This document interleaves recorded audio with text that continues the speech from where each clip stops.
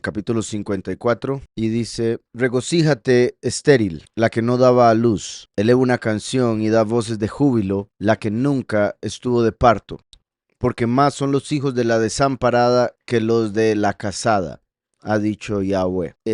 Aquí, bueno, ¿verdad? Yahweh le está hablando al pueblo elegido. Recuerden a Sara, la matriarca, ¿verdad? El ejemplo de mujer que es y cómo ella estuvo estéril hasta los 90, después de incluso haber perdido el periodo, fue que Yahweh la bendijo con un hijo, con Yitzhak, el hijo de la promesa. O sea, fue algo milagroso y como siempre digo, ¿verdad? Es el contraste entre Sara y Miriam, lo que hizo Yahweh con Sara después de 90 años, después de perder el periodo, después de haber vivido toda su vida estéril, tiene un hijo. Miriam, antes de tener relaciones sexuales, siendo una joven, casi niña todavía, sin haber tenido el periodo, queda embarazada. Un milagro todavía más grande, ¿verdad? Pero los dos extremos y los dos obviamente grandes milagros. Entonces, aquí hablando de la estéril, obviamente, repito, se conecta con Sara, se conecta con Rivka, se conecta con Raquel, que habían estado estériles hasta que sus esposos oraron por ellas y dieron a luz. Entonces, obviamente, se conecta con el pueblo como tal. Ahora bien, recuerden que el pueblo sería primero el pueblo de carne, genéticamente descendiente de Israel, de Isaac y Abraham, y el pueblo espiritual, descendiente de Abraham por medio de la fe, ¿verdad? Creyendo en Yahushua, que es la semilla prometida a Abraham, representado por Yitzhak. Entonces, el pueblo, al empezar como carne, al igual que las otras naciones, se desvió tras la mentira, tras la idolatría, la falsedad, etcétera, y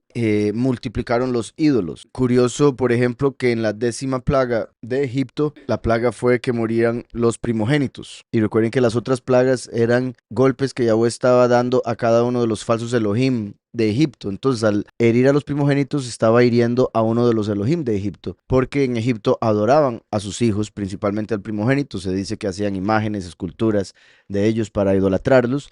Y por supuesto, como el faraón era visto como un Elohim, como un dios, dirían en el mundo, entonces su primogénito, que sería el próximo faraón, era visto como un Elohim. Y por eso la plaga de los primogénitos. Entonces, vemos ahí la conexión de hijos de idolatría. Por otro lado, vemos a Hagar, ¿verdad? La concubina de Abraham, con la que tuvo un hijo antes de que Sara, la estéril, tuviera el hijo. Hagar tuvo a Ismael en 2 toques, ¿verdad? O sea, estuvo con Abraham, quedó embarazada. Vemos después, cuando Abraham se casa con Ketura, tuvo un montón de hijos. Entonces, vemos la diferencia entre las que aparecen en la escritura como representaciones de naciones paganas, idólatras, con mujeres que tienen muchos hijos, pero que están desamparadas, porque no tienen un verdadero esposo, no tienen un poderoso que las cuide, que las proteja, que les provea. ¿Sí me explico? Entonces, Yahweh es el poderoso y esposo de la congregación, pero la congregación primero era solo carne, era el pueblo, y se fue tras mentiras de las naciones y multiplicó los ídolos, mientras que el pueblo verdadero, que obviamente entre los de carne habían verdaderos Yahudim, con esto me refiero a los que no solo serían genéticamente, sino que también creerían en Yahushua y por ende reciben la semilla para eventualmente entrar al otro mundo, y ahí sería cuando la congregación, que es la que ha sido estéril toda la historia humana, finalmente va a dar hijos. Por eso, repito, Hagar dio hijo de Ismael antes que Sara tuviera Yitzhak, mostrando que este mundo, la falsedad, la idolatría y la multiplicidad, por ilusión, ¿verdad? Que quede claro, de dioses, solo sería en esta realidad. Pero después Yahweh dará a luz a un mundo perfecto que será único y en el cual se sabrá claramente que Yahweh es uno y su hijo, puesto que el primero y el último serán uno, también, ¿verdad? Como hemos hablado. Entonces, regocíjate, estéril, la que no daba a luz. Eleva una canción y da voces de júbilo, la que nunca estuvo de parto. Porque más son los hijos de la desamparada, y eso también lo vemos en la experiencia, ¿verdad? Uno lo ve a cada rato. Es normal, tristemente. Uno va a, por ejemplo, a un barrio desamparados, ¿verdad? Es que es desamparado. Uno va a un barrio donde tal vez en algunas zonas hay poca, lo que llaman, ¿verdad? Digamos, poca educación, mucha droga, mucho crimen. En esos lugares normalmente, y bueno, pobreza, es normal encontrar mujeres con un montón de niños, ¿verdad? Y la gente que tiene ese montón de plata vuelve a ver y dice, uy, están locos, ¿qué les pasa? ¿Cómo van a tener tantos hijos? Y ellos que tienen un montón de plata y podrían criar a todos esos hijos y más, dicen, no, solo tengamos uno, ¿verdad? Y por error tal vez tienen dos. Entonces, es sorprendente por un lado bueno, está escrito, cómo se ve claramente y también incluso la forma de pensar. Porque aquí Yahweh ni siquiera se está refiriendo específicamente a lo que acabo de mencionar, con cómo una pareja, un matrimonio puede decir, por cuestiones de economía y otras cosas, o de tiempo, porque tienen mucho trabajo, lo que sea, decir, solo vamos a tener uno. Sino que incluso hay parejas que tienen todo el deseo de tener un montón de hijos y tratan y tratan y tratan y no quedan embarazados, y no quedan embarazadas, y no quedan embarazadas. Y llegan y quedan embarazadas un hijo, con costos dos, pero hay otras que no quieren quedar embarazadas, tienen 10 chigüines, de 1 año, 2 años, 3 años, 4 años, 5 años, 6 años, era todos seguidos, así, porque no pudieron bueno, trillizos, así, ok. Entonces, regocíjate estéril, la que no daba a luz, eleva una canción y da voces de júbilo, la que nunca estuvo de parto, porque más son los hijos de la desamparada que los de la casada, ha dicho Yahweh. Entonces, es algo curioso y por eso debemos también entender cuando, o sea, se puede conectar en cierta manera, cuando una persona en este mundo no es de Yahweh, no sigue al Padre, no hace justicia, pero parece prosperar y prosperar y prosperar, es porque rápidamente va a ser cortado, es porque es de esta realidad, pertenece a este mundo. Por eso da un montón de fruto según la visión de este mundo. Pero el que tiene a Mashiach, el que está casado con la Ruach, por decirlo así, va a dar a luz para el otro mundo. Y por eso en esta realidad parecíase a la vista que no avanza, que no fructifica, etcétera. Dice, ensancha el sitio de tu tienda y las cortinas de tus habitaciones sean extendidas. No seas apocada, alarga tus cuerdas y refuerza tus estacas. Con respecto a esto, ¿recuerdan cómo Ismael se había casado con una mujer que no era una buena mujer? En el libro de Yashar vemos que Abraham un día lo fue a visitar y que salió la mujer y lo trató malísimo, súper malcriada, no le ofreció agua, irrespetuosa. Entonces Abraham le dijo, bueno, cuando venga tu esposo, dígale que vino un hombre así asá y que le deja este mensaje, que tiene que cambiar el clavo, porque el clavo de la tienda no le sirve. No está sirviendo, hay que cambiar. La Moisés Boruca no entiende el mensaje porque no entiende la metáfora. Y cuando llega el esposo, le dice, llegó un viejito tal y tal, ¿verdad? Se da cuenta que era Abraham, ¿verdad? Su papá Ismael. Y le dice, y dijo, te dejo un mensaje, que cambies el clavo. Entonces él entendió que tenía que cambiar a la mujer, porque la mujer prudente edifica la casa, mientras que la necia la destruye. Así como el clavo al que se refería en una tienda era el que sostenía la tienda. Entonces le dijo, ese clavo no sirve, hay que cambiarlo porque se va a traer abajo la tienda. Entonces él entendió y cambió de mujer y después llegó otra vez Abraham un día y la mujer salió y le dio agua, lo trató súper bien a Abraham y a ella le dijo, bueno, dígale a su esposo que vino un hombre así, esa, y que el clavo de la tienda está perfecto, que ese es el que tenía que conseguir. Entonces, vea como dice, refuerza tus estacas, ¿verdad? Hablándole a la mujer casada que tiene pocos hijos y por ende, por decirlo así, no necesita mucho campo, pero entre más hijos, pues se tiene que extender la tienda. Y por eso dice aquí, ensancha el sitio de tu tienda. Vean, en el 2 el verbo que usa dice, vean, Harjibiv, pero viene de esta raíz, sin contar la yud que está aquí, sería Rahab, de ancha, que hace alusión a libertad, ¿verdad? Cuando el lugar espacioso hace alusión a algo positivo, por eso Javetz, ¿recuerdan? O Yabetz, que aparece como Javés, en Crónicas, su mamá lo dio a luz con dolor, entonces le puso de nombre Javetz, que significa dolor, aflicción. Y él entendía que por esa razón él iba a sufrir durante su vida o causar sufrimiento.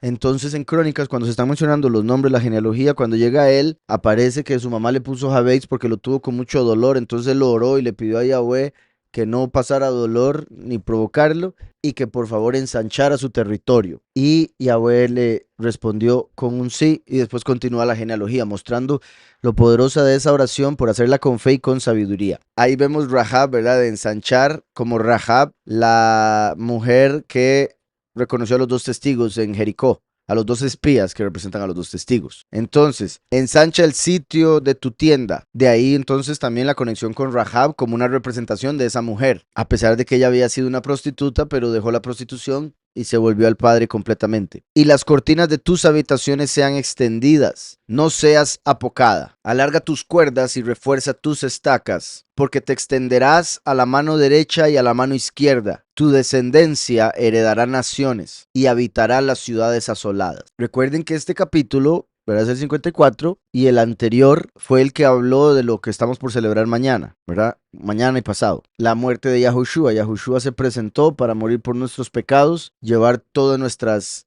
enfermedades, como apareció en Isaías 53. Entonces, qué curioso que inmediatamente en el 54 se pone a decir esto. ¿Por qué? Porque el pueblo, la congregación, solo podría dar fruto verdadero hasta haber venido Yahushua a pagar por nuestros pecados y limpiarnos. Y por eso en Shavuot, que curiosamente es una fecha que se conecta con bodas, en Shavuot Yahushua, después de haber ascendido, envió la Ruach HaKodesh y se unieron 3000 en un solo día, ¿recuerdan? Entonces imagínense tener una congregación como la nuestra y que de repente en un día entren 3000. Bueno, crean 3000 porque aquí no entran.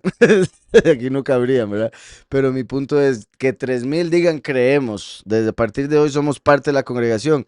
Tendríamos que buscar un lugar donde, ¿verdad? Para ensanchar, sí, la habitación y todo eso, porque aquí no se puede. Entonces, ¿verdad? Y qué hermoso y que así sea en el nombre de Yahushua, que esta palabra se manifieste a partir de hoy, de que se empiecen a unir cada día más y más y más hermanos y hermanas. Entonces, las cortinas de tus habitaciones sean extendidas, no seas apocada, alarga tus cuerdas y refuerza tus estacas, porque te extenderás a la mano derecha y a la mano izquierda, que en hebreo, ¿verdad? Eso haría alusión también, te extenderás hacia el sur y hacia el norte. Y así se está dando, bendito Yahweh, en el sentido de, ¿verdad?, donde hemos estado viajando a predicar y demás, y donde están la mayoría de los hermanos de la congregación. Tu descendencia heredará naciones y habitará las ciudades asoladas. No temas, pues no serás confundida. Bendito Yahweh por eso, ¿verdad? La confusión es algo que Yahweh le promete a los que van a caer en el fuego, los que van a perderse, van a estar en confusión perpetua. Y se puede decir que en parte es porque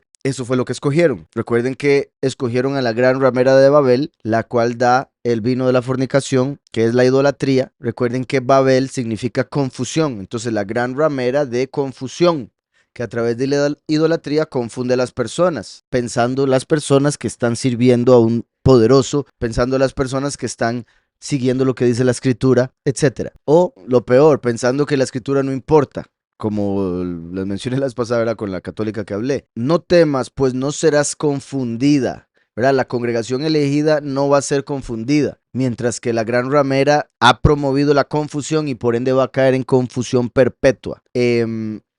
La confusión es un tipo de tortura para la mente, ¿verdad? Quizá, porque yo creo que normalmente el fuego o el infierno se conecta o la gente lo conecta más con tortura física, dolor físico.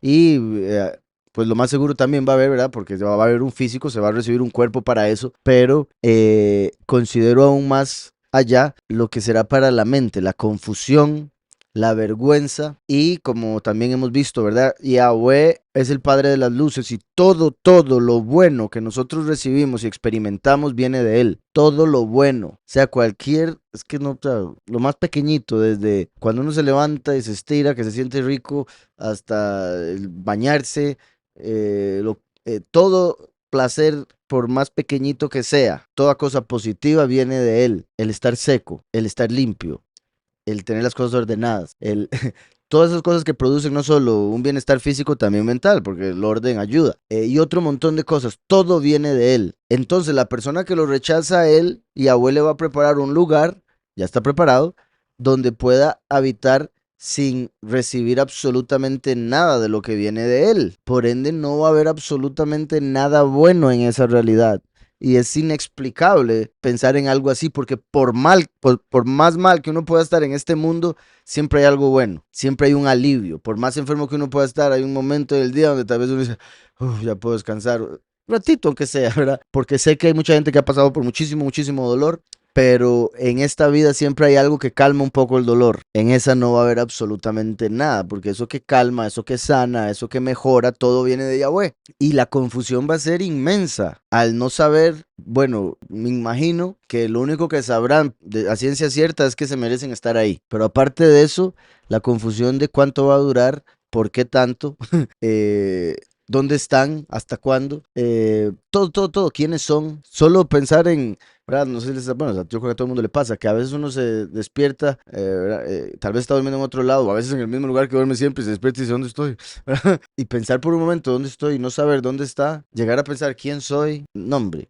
Entonces, en el caso de la elegida, todo lo confundido, perdón, todo lo confundido que yo, todo lo contrario, ¿verdad? Va a tener completa claridad acerca de absolutamente todo. No va a haber confusión alguna. Entonces va a tener claro quién es el verdadero poderoso, sin duda alguna, de que existe, de cómo es, de qué hace, de quién es su hijo, de cómo vino, de por qué vino, de cuándo vino. Todo va a haber completa claridad. ¿Verdad? A veces en los sueños hay cosas que pasan muy extrañas. En el sueño parecen tener sentido. Bueno, no tienen sentido, pero en el sueño uno las deja pasar. Y sí, algo similar en ese aspecto de pura confusión, no se sabe, uno está en una cosa en un sueño y de repente está en otra, está en un lugar y de repente está en otro, estaba con una persona y de repente la persona se le convirtió en otra, ¿verdad? Y obviamente, ¿verdad? Como siempre digo, como la escritura habla del morir, que es como dormir, entonces, obviamente el infierno, el lago de fuego, vendría siendo una pesadilla, no sería ningún sueño bonito, entonces sería, bueno, sí, como un sueño, pero en lo peor de lo que puede haber de sueños. Dice, no temas pues, no serás confundida, no te avergüences, porque no serás afrentada. ¿Ven cómo pone la confusión y la vergüenza siempre la una después de la otra? Siempre las pone juntas porque esos son como los dos principales castigos para el alma en el fuego, en donde terminen, ¿verdad? Al ser condenados. Y lo digo por el hecho de que mientras existe esta realidad va a haber un infierno, pero después va a ser el lago de fuego. Entonces depende si hablamos de si se muere ahorita o si se muere al puro final. En todo caso, el infierno mismo va a ser echado en el lago de fuego. Entonces todo va para el mismo lugar. No te avergüences porque no serás afrentada, sino que te olvidarás de la vergüenza de tu juventud. O sea, no solo, ya bueno dice, no se avergüence, no te voy a hacer pasar vergüenza, no vas a ser afrentada, sino que tras de eso va a hacer que nosotros mismos nos olvidemos de la vergüenza que nos causa el pecado que hemos cometido, de lo que hicimos en el error. Ahí dice la juventud, ¿verdad? Que es cuando uno pues más loco hace, pero el punto sería este mundo en relación con el mundo que viene, este mundo sería la juventud, ¿verdad? Sería cuando estábamos con poco conocimiento de la vida, poca experiencia y aprendiendo apenas. Sino que te olvidarás de la vergüenza de tu juventud y de la afrenta de tu viudez. Y de la afrenta de tu viudez no tendrás memoria. Eso es particular por un par de razones. Porque si lo vemos en completamente positivo, ¿verdad? En el sentido, obviamente, de ser viuda no es positivo, pero me refiero viendo al esposo como completamente positivo, sería el Mesías, a quien el pueblo mató. Entonces quedó viuda la congregación. ¿Sí me explico? Obviamente él resucitó. Por eso es que cuesta usar este punto, esta interpretación, porque él está vivo. Pero desde el punto de vista que es el esposo de la congregación, lo mataron y al resucitar se fue, ascendió al Padre. Entonces, para esta realidad, es como si no estuviera y como si la congregación hubiera quedado viuda, más con la apostasía que vino inmediatamente después. Entonces ahí es donde entra, recuerdan lo de la ley del levirato, que si la mujer queda viuda sin tener hijos, el hermano del difunto se casa con la mujer y le da hijos. Su hermano, y le da hijos. Entonces, esa es la ley del levirato y es uno de los tres tipos de reencarnación que hemos hablado y que está en el libro. Entonces, esta ley muestra algo profético y es el hecho de que la congregación, el pueblo, desde el primer Shavuot, ¿verdad? Desde que se dio la Torah, fue escogida como la mujer del Todopoderoso.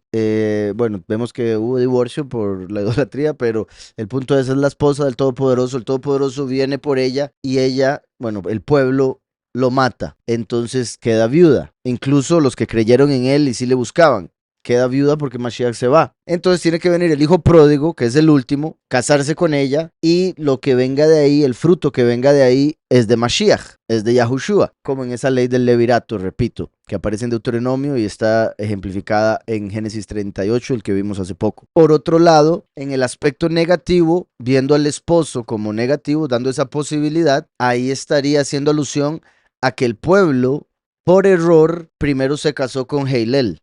Y Yahweh, por medio de Mashiach, lo mata a Heilel, al falso Elohim, al que se hizo pasar por Yahweh, y por ende queda la mujer viuda y ahora libre, puesto que se puede casar con Mashiach. ¿Sí me explico? Y de la afrenta de tu viudez no tendrás más memoria. Ven ahí, porque tu marido es tu hacedor. Yahweh Sabaoth es su nombre. Qué curioso que diga Yahweh Sabaoth con lo que acabo de decir, porque ahí se manifiestan ambas interpretaciones. Dice, porque tu amo, porque tu dueño es el que te hizo. Yahweh Sabaoth. Entonces, ¿por qué? Qué curioso aquí.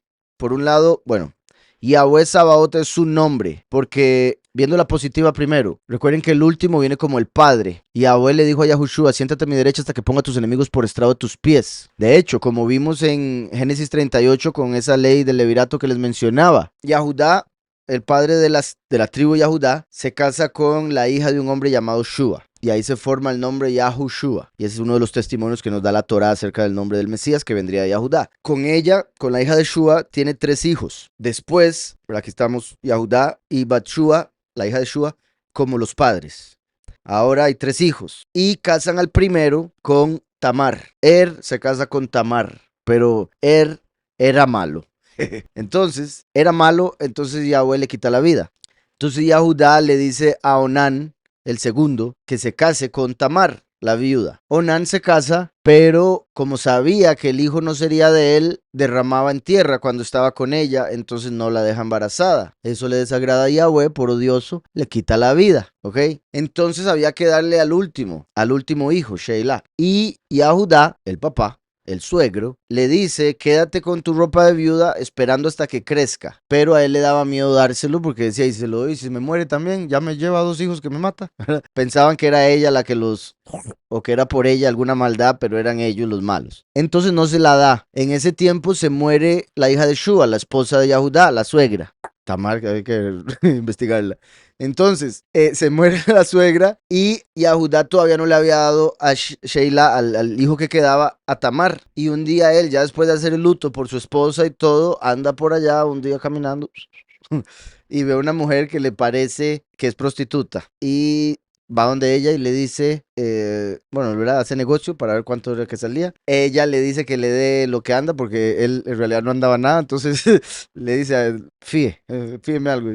¿Verdad? Entonces le dio el bastón, la vara y el cordón y le dijo, perdón, el anillo, el bastón y el cordón y le dijo, ¿qué es esto? Hasta que le mande el cabrito, que era el pago con el que habían determinado. Y resulta que la supuesta prostituta resultó ser Tamar, la nuera, ¿ok? Porque ella decía, aquí no me van a dar, le dijeron, Tamar, ahí viene Yahudá.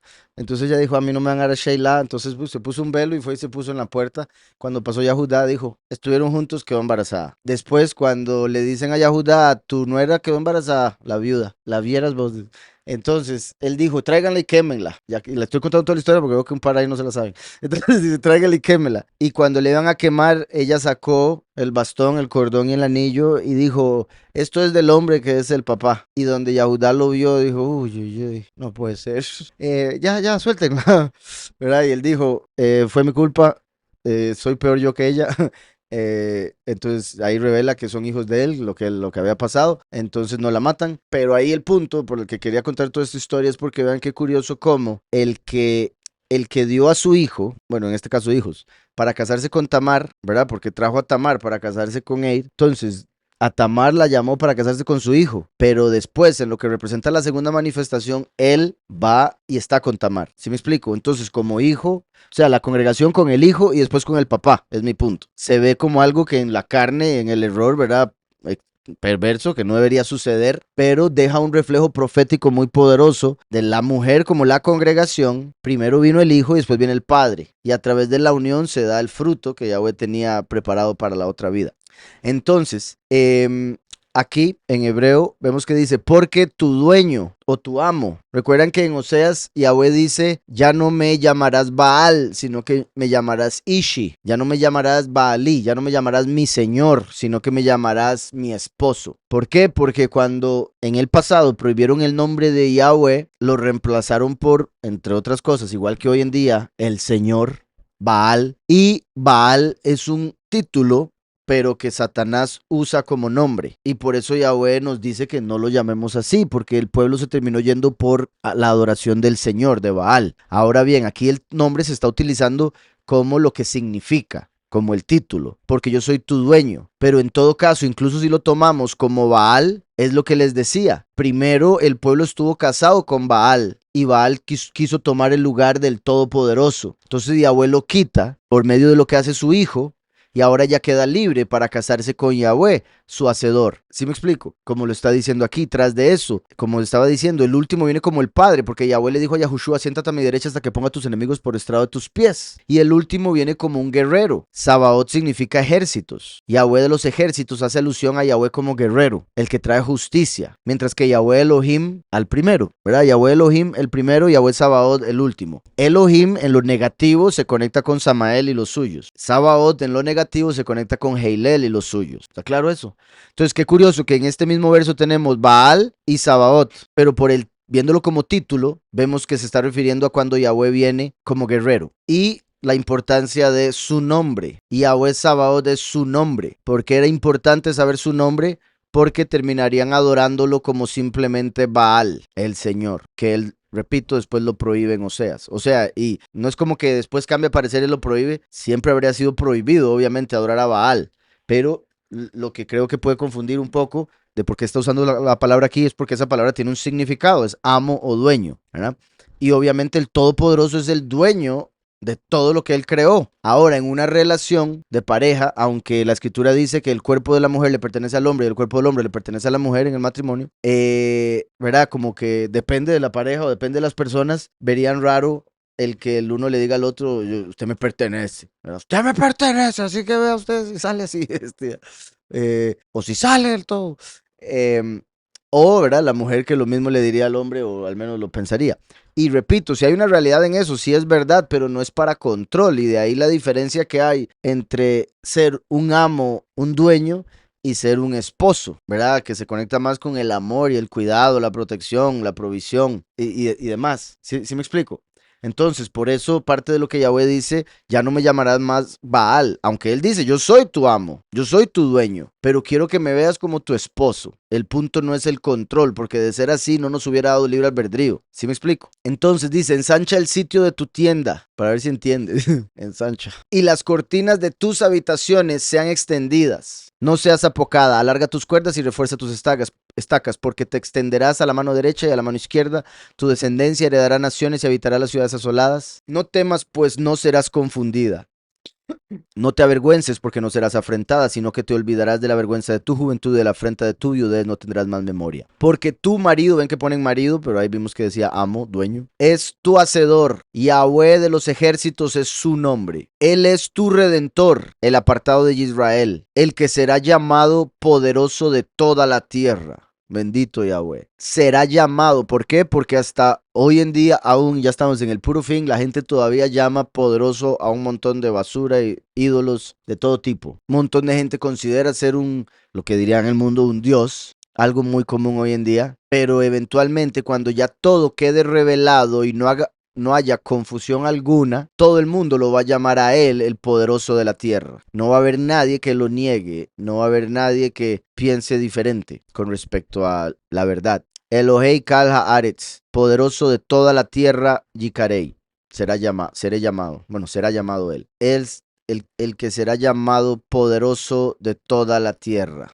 Vean cómo ponen hacedor y redentor, ¿verdad? Dos títulos, como siempre menciono, como si fuera primero y último. Verso 6. Porque como a una mujer abandonada y triste de espíritu te llamó Yahweh. Como a una mujer abandonada y triste de espíritu te llamó Yahweh. Como a la esposa de la juventud que es repudiada, dice el poderoso tuyo. Ven qué curioso que menciona lo de repudiada, porque recuerden que la carta de divorcio venía siendo cuando la mujer era repudiada. Entonces aquí como Yahweh revelando, ¿verdad? Que así como primero el pueblo estuvo, a pesar de que él quería que estuviera con él, el pueblo se desvió y se casó con otro, el enemigo, Heilel, por la doctrina falsa, la letra y demás, tuvo que separarse o repudiarla para después unirse a ella por medio del nuevo pacto. Porque como una mujer abandonada y triste de espíritu te llamó Yahweh, como a la esposa de la juventud que es repudiada. dice el poderoso tuyo. Por un breve momento te abandoné, pero te recogeré con grandes misericordias. Bendito sea. Confirmando lo del divorcio. Por un breve momento te abandoné. Yahweh dejó al pueblo, como vemos en la escritura,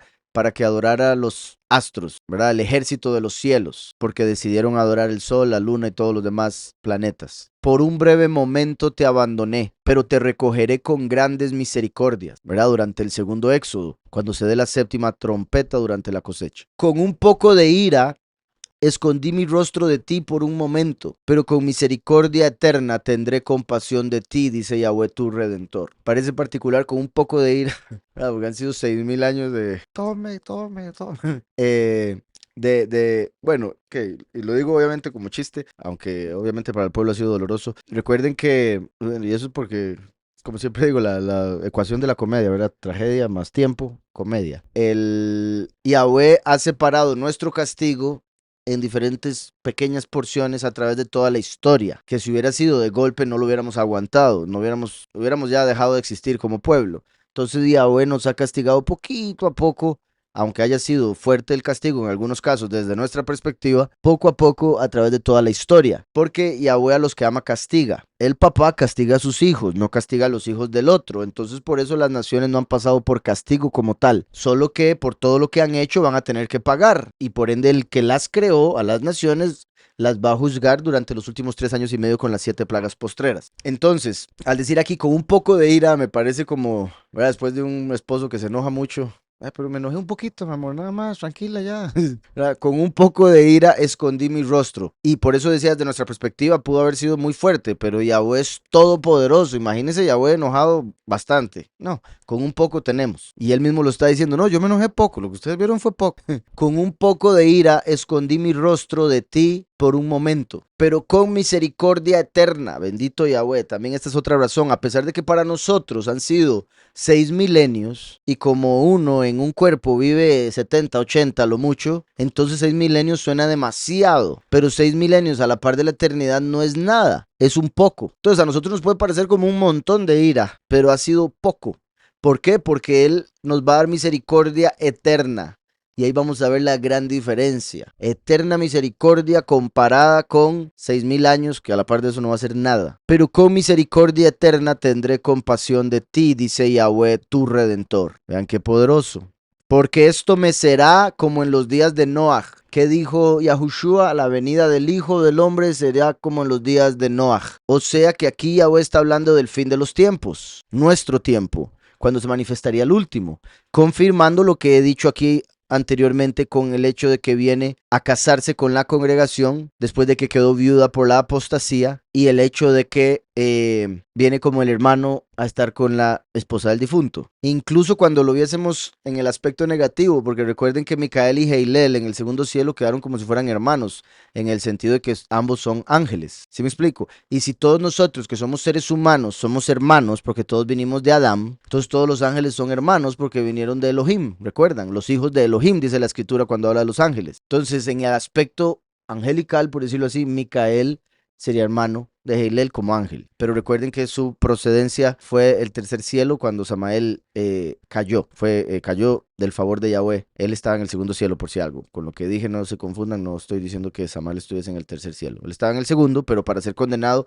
del tercero salió Micael con 6 ángeles más para quitarlo de su lugar. Entonces, decía, porque esto me será como en los días de Noaj, cuando juré que nunca más las aguas de Noaj pasarían sobre la tierra. Asimismo he jurado que no me enojaré contra ti ni te reñiré. Bendito Yahweh, porque Él si jura, de fijo se cumple, de fijo. Y Él mismo juró que no se va a volver a enojar contra nosotros. Otro punto, vean cómo Yahweh llama el diluvio las aguas de Noaj, el verso 9. Porque como las aguas de Noaj, Mei Noaj, las aguas de Noaj. ¿Ven que es lo mismo? Aquí esto sería mi Noaj, entonces por eso ponen quién es Noé. Pero si se dice Mei Noaj, sería aguas de Noé, por si algo. Entonces Noaj, y esto es, como saben, aguas es así, pero ponen el agua de Noé, pero cuando se pone, digamos, en este caso, como es el agua de Noaj, la palabra de en hebreo no existe, sino que se ponen las dos palabras juntas. Y como cuando sucede eso, si una palabra termina en mem, hay que quitarle la mem y por eso quedaría Mei Noaj, ¿ok? Entonces, vean eso ahí. Qué curioso, pensándolo también así, que las mismas palabras que se traducen como las aguas de Noaj, también se pueden traducir como quién es Noaj. Como si el mismo Yahweh estuviese preguntándole a la gente, ¿verdad? Como en Proverbios 34, ¿cuál es su nombre y el nombre de su hijo, si lo sabes? Y para el fin de los tiempos va a ser necesario saber quién es Noaj para poder entrar en el arca, siendo el arca el testimonio de Yahushua HaMashiach. Ahora bien, hace poco mencioné algo muy particular y viene en este capítulo, entonces voy a aprovechar. Vean en Éxodo, recuerdan que Noaj, él cuando Yahweh le dijo que iba a destruir a toda la humanidad, que hiciera un arca para él y su familia, Noaj dijo, bueno. No dijo, pero ¿por qué vas a destruirlos? No seas así, ¿cómo los vas a matar, pobrecitos? Nada de eso. Dijo, me suena, ¿verdad? Como Noah, como él iba a entrar al arca y se iba a salvar con su familia, y de fijo, había mucho pecado, no lo dudo. Entonces dijo, está bien, estoy de acuerdo, usted manda, hizo el arca. Cuando llega Moshe, que se interpreta, es la reencarnación de Noaj, Moshe tiene que rectificar eso que Noaj no hizo. Noaj no pidió por el pueblo, no pidió por la gente. Entonces Yahweh le dio la oportunidad a Moshe y Moshe sí pidió por ellos. Entonces Moshe llegó y rectificó lo que Noaj no. ¿Está claro? Y es en este capítulo. Yahweh le había dicho a Moshe, córrase porque voy a matar a todo el pueblo, voy a destruir todo el pueblo por su pecado y voy a sacar un pueblo nuevo por medio tuyo. ¿Verdad? Él iba a sacar, por medio de los hijos de Moshe, iba a ser un pueblo como el de Israel, mejor. Esa fue lo que le prometió. Y la verdad que más de uno ahí diría, bueno, a mí me va a dejar. ¿Y van a ser mis hijos? Perfecto, porque sí, me tienen cansados de aquí. Imagínense 600,000 hombres todo el día quejándose todos los días desde que salieron de Egipto. Hombres, sin contar las mujeres y los hijos. Entonces, Yahweh le dice, después de ya lo del becerro y demás, córrase que los voy a destruir. Entonces volvió Moshe ante Yahweh y le dijo, puesto que este pueblo ha cometido un gran pecado al hacerse de Elohim de oro, ¿verdad? El becerro, te ruego que perdones ahora su pecado. Y si no, bórrame del libro que has escrito. Entonces Moshe le dice, perdónelos. Y si no, la verdad es que quíteme la vida, quíteme el libro de la vida, no quiero ni entrar al mundo eterno. Sorprendente. Y Yahweh le dice, el que peque contra mí lo borraré yo de mi libro. Yahweh le dice a Moshe, usted no me va a decir a quién borro y a quién escribo en mi libro. ¿Usted quién se cree? ¿Verdad? Al que peque lo borro. Por eso los quiero borrar, no a usted. Pero Moshe, bórreme a mí en vez de a ellos. Y si no los quiere perdonar, bórreme a mí. Verá, entonces aquí Moshe está dispuesto a él perderse por ellos. O sea, está dispuesto a no entrar a la vida por ellos. De hecho, hay una porción de la escritura donde el nombre de Moshe no se menciona por una buena parte. Y se toma que es por esto, como él le pidió esto, entonces Yahweh le dijo, ok, te voy a sacar de la Torah por un rato. Entonces no menciona el nombre de Moshe, puesto que la Torah es el libro de Yahweh. Pero aquí, ¿verdad? Se puede interpretar claramente como el libro de la vida, donde están los nombres de los que van a entrar a la vida. Ahora bien, vean, te ruego que perdones ahora su pecado, si no, bórrame del libro que has escrito. 32. Vean. Y si no, meheini, bórrame ahora, miheini na. Ven entonces la palabra bórrame, es miheini. Entonces, como pueden ver, son las mismas letras. Este traductor bueno, perdón, hice una extra, pero sí se pronuncia miheini, ¿ok? Entonces, miheini es bórrame, ahí lo está traduciendo mal, y solo para que no hayan dudas, voy a ir a la concordancia. 32. Si no perdonas el pecado de ellos, bórrame. Ven, aquí va a salir la raíz, que es majá, pero miheini era bórrame a mí, ¿ok? Entonces ven majá, exterminar, borrar, quitar, etc. Entonces, Moshe utilizó una palabra, bórrame, así como Yahweh utiliza ese mismo verbo cuando borraría de la faz de la tierra a la humanidad en el tiempo de Noaj. Borraría de la faz de la tierra al humano. Y Noaj dijo, está bien. Ahora Moshe, más bien para defender al humano, dice, bórreme a mí. ¿Está claro? ¿Y cómo fue que Yahweh borró al humano de la tierra? Con las aguas de Noaj.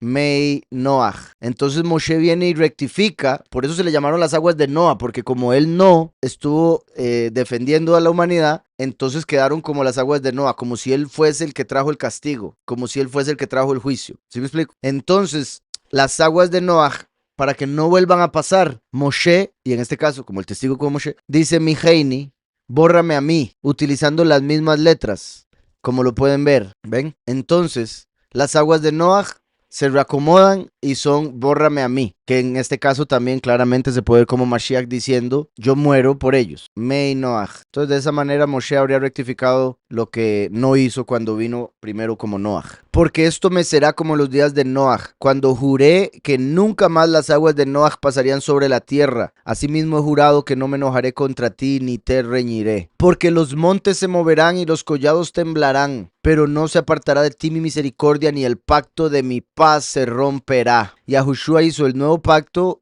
y nos dio la paz que sobrepasa todo entendimiento. Entonces, cuando se esté dando el apocalipsis, cuando venga el Hijo del Hombre como en los días de Noach, aunque todo se esté viniendo abajo, debemos estar tranquilos porque a nosotros no nos va a abandonar. Debemos estar tranquilos, repito, porque si no lo estamos es falta de fe, y si nos falta la fe, ahí se manifiesta el castigo que no queremos, pero que temíamos, y el temor atrae el castigo, recuerden. Porque los montes se moverán y los collados temblarán, pero no se apartará de ti mi misericordia, ni el pacto de mi paz se romperá, dice Yahweh, el que tiene misericordia de ti. Pobrecita, fatigada con tempestad, sin consuelo. He aquí que yo cimentaré tus piedras sobre carbunclo y sobre zafiros te fundaré. ¿Recuerdan? Esto es algo que hace muchos años yo quería hacer y bendito Yahweh lo hice para el libro La Nueva Jerusalén, los cimientos del muro de piedras preciosas. Aquí verán parte de lo que Yahweh está prometiendo aquí en Yeshayahu, en Isaías. En Apocalipsis se menciona los cimientos del muro de la ciudad estaban adornados con toda clase de piedras preciosas. El primer cimiento era de jaspe, el segundo de zafiro. Aquí acabamos de ver que dice, he aquí que yo cimentaré tus piedras sobre carbunclo y sobre zafiros te fundaré. Entonces vemos que el segundo es zafiro y en este caso el carbunclo no se está mencionando, pero vamos a verlo en hebreo. Bueno, si lo leo todo, verá el tercero de ágata, el cuarto de esmeralda, el quinto de onis, el sexto de cornalina, el séptimo de crisólito, el octavo de berilo, el noveno de topacio, el décimo de crisopraso, el undécimo de jacinto y el duodécimo de amatista, ¿verdad? Una piedra que representa cada una de las 12 tribus, como las 12 piedras preciosas que estaban en el pectoral del sumo sacerdote a través de las cuales Yahweh se comunicaba con él. Aquí pueden ver los nombres que se mencionaron. Ven aquí donde dice crisopraso, entre paréntesis carbunclo. ¿Por qué viene entre paréntesis carbunclo? Porque por un lado hay diferentes, dependiendo del traductor, cuál piedra es la que dice que es la que en hebreo salía. Entonces a veces un nombre en hebreo aparece en la Torá y ponen que es una piedra en español y otro traductor puso que era otra piedra, porque a veces hay varias opiniones con respecto al nombre de una piedra en hebreo. Entonces eso trae un poco de confusión que traté de solucionar en el libro poniendo las únicas que están diferentes en paréntesis o, bueno, no, perdón, las que están diferentes con un asterisco, las que están completamente diferentes y las que confundieron los traductores, pero que son la misma en paréntesis. ¿Estamos? Por si después lo ven. Sárdica es roja, curiosamente este es Adam, que también viene de rojo, o sea, Edom. Entonces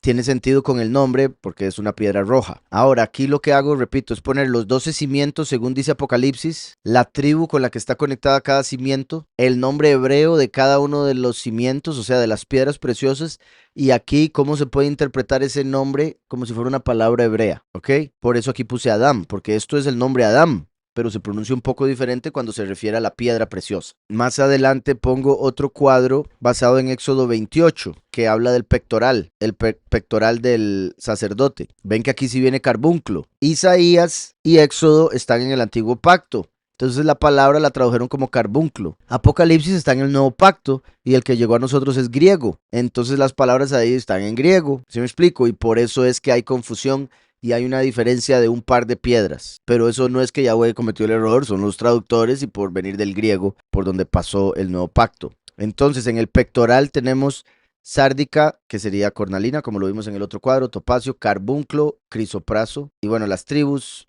en hebreo y lo que representan. Aquí está en el orden que apareció en Éxodo. Y después hago una comparación de los cimientos a la izquierda y el pectoral a la derecha, el nombre y la tribu, como para ya traer bueno, ponerlos las dos en orden, de cuál sería cuál. Y por eso en este está con asterisco, porque esa es la única que sí sale diferente, ¿recuerdan que les dije? En una sale diamante, en el otro crisólito. Carbunclo y zafiro. Y como podemos ver aquí, el carbunclo, berket, que sería relámpago final, o sea, una forma de verlo, porque esto es relámpago, barak, y la tav es el final. Entonces se puede ver como el relámpago del final. Y zafiro. Zafir, que lo mismo que pergamino o contar. Y serían Leví y Isachar, las dos tribus que están conectadas con esas dos. Qué curioso que Isachar era bueno para contar los tiempos. Y bueno, también se podría decir algo aquí de conexión con Leví. Curioso que de Leví era muy posiblemente Eliyahu, al menos Juan el Bautista de fijo era de Leví. Y recuerdan que hacía descender fuego del cielo. Entonces, volviendo acá. He aquí que yo cimentaré tus piedras sobre carbunclo y sobre zafiros te fundaré. Eso entonces está hablando de la Nueva Jerusalén, está hablando de lo que viene después de este mundo. Y una vez más, imagínense qué hermoso puede ser si hoy en día hay casas hermosísimas hechas con cemento o con piedra así cualquiera. Imagínense edificaciones completas con piedras preciosas. No me puedo imaginar si con costos ha visto uno una piedra preciosa en vivo, ¿verdad? Y lo más seguro era falsa. Y uno se fue pollo. Oh, wow, qué hermoso. Dice, tus ventanas haré de piedras preciosas. No puede ver uno, es de piedra en vez de vidrio. Claro, obviamente, ya sea el borde o transparente, pero tus ventanas haré de piedras preciosas, tus puertas de piedras de carbunclo y toda tu muralla de piedras preciosas. Inimaginable eso. Todos tus hijos, por si algo, cuando dice aquí tus puertas, recuerden que en la Nueva Jerusalén, en Apocalipsis, vemos que las puertas van a tener los nombres de las 12 tribus, van a haber 12 puertas y 12 cimientos con los nombres de los 12 apóstoles. Tus ventanas haré de piedras preciosas, tus puertas de piedras de carbunclo y toda tu muralla de piedras preciosas. Todos tus hijos serán enseñados por Yahweh, bendito sea. Qué poderoso. Imaginen enviarlo a la escuela que sea Yahweh el que le enseñe. No lo va a recoger. No, pues que lo enseñe más porque mira que bien aprende. Todos tus hijos serán enseñados por Yahweh y se multiplicará la paz de tus hijos. Qué sorprendente que Yahushua en este mundo nos dio la paz que sobrepasa todo entendimiento, principalmente en este mundo, ¿verdad? Porque en el otro mundo no va a ser tan difícil entender eso, en este mundo es difícil. Pero imagínense tener la paz que sobrepasa todo entendimiento, o sea, completa paz, y que Yahweh le dice, se la voy a multiplicar. ¿Cómo voy a poder tener más paz que la completa paz? Te pasas. Entonces, ¿se acuerdan que hemos visto que la esperanza, la fe y el amor son eternos? Mientras que el conocimiento, la profecía y las lenguas son finitas, ¿verdad? Las lenguas se van a acabar porque vamos a hablar todos hebreo. El conocimiento se va a acabar porque lo vamos a saber todo. Y la profecía se va a acabar porque ya todo se va a haber cumplido. Pero la esperanza va a ser eterna, o sea, vamos eternamente a seguir esperando cosas. La fe va a ser eterna, vamos a seguir teniendo certeza de aquellas cosas que esperamos que todavía no habrán llegado para el momento de la eternidad en el que nos encontremos. Y el amor. Entonces va a seguir creciendo nuestro amor hacia Yahweh y hacia el prójimo. Y igual aquí Yahweh nos promete que la paz se multiplicará. Y qué hermoso que no solo dice la paz en general, sino de tus hijos, porque qué hermoso para un padre que sus hijos estén bien. ¿Verdad? El papá puede tener paz, que si el hijo le pasa algo, la perdió. Es un buen papá. No, hombre, déjalo. Es que... Todos sus hijos serán enseñados por Yahweh. Y se multiplicará la paz de tus hijos. Con justicia, bueno, ¿verdad? Y esto de serán enseñados por Yahweh es lo que él también ha revelado en otros capítulos, de que él mismo se manifestaría en la tierra como ser humano y sería el que enseñaría al pueblo, en este caso a los hijos. Con justicia serás adornada, estarás lejos de la opresión, porque no temerás. Qué curioso. Vea que no dice, estarás lejos de la opresión y por ende no temerás. No, estarás lejos de la opresión. ¿Por qué? Porque no temerás. Lo que decía ahora, el que teme recibe castigo. El que teme atrae aquello que teme. Y es algo que Yahweh creó naturalmente como una ley universal en esta realidad para que uno enfrente los miedos y se dé cuenta que puede con todo porque Él lo hizo a uno y todo lo podemos en el Mesías que nos fortalece. ¿Sí me explico? Pero entonces mejor no teme, ¿verdad? ¿Para qué pasar por todo eso que uno no quiere? Lo peor es que, ¿verdad? Es como lo que les he dicho del elefante rosado. Si uno dice, ok, no puedo dudar, empieza el enemigo a meter toda la duda que pueda, porque solo el no poder dudar es como ya estoy dudando. Es algo, sí, una línea muy delgada, hay que tener cuidado. Entonces, estarás lejos de la opresión, porque no temerás. Entonces, la fe completa que vamos a tener por el conocimiento completo que vamos a tener va a hacer que no temamos porque vamos a entender que Yahweh tiene completo control. En este mundo se llega a temer porque no se sabe todo eso que allá vamos a saber. Pero ese es el punto de la fe, la certeza de lo que no se ve. Saber esto aunque todavía no estemos ahí. ¿Sí me explico? Estarás lejos de la opresión porque no temerás y lejos del temor porque no se acercará a ti. Bendito Yahweh. Ahí está la razón, ¿verdad? Porque lo que decía, si yo les digo, no duden, el enemigo va a venir a tratar de meter duda. Pero en ese momento no va a haber un enemigo que venga a meter duda, o a tratar de meter temor. Entonces se va a hacer completamente fácil y automático el no temer y el no dudar. ¿Sí me explico? En este mundo es un mundo de guerra, es un mundo de trabajo y por ende cuesta trabajo el no dudar, cuesta trabajo y es una guerra el confiar, ¿verdad? Porque uno quiere confiar y el enemigo va a ir a decirle, pero si tal cosa pasa, pero si de repente le queda mal o si lo que sea. Curioso. O sea, es porque no, o sea, no lo dudo en el sentido de lo que es la fe. Yo he visto también videos todavía más poderosos, ¿verdad? Por lo que significa, de una persona que le estaban haciendo como un ultrasonido y le estaban viendo, creo que era un cáncer, y empezaron a mentalizarse de que se iba a sanar y que se iba a sanar, y se pudo ver en vivo donde se empezaba a quitar y quitar y quitar y quitar y quitar hasta que desapareció. Entonces es sorprendente el poder de la mente, pero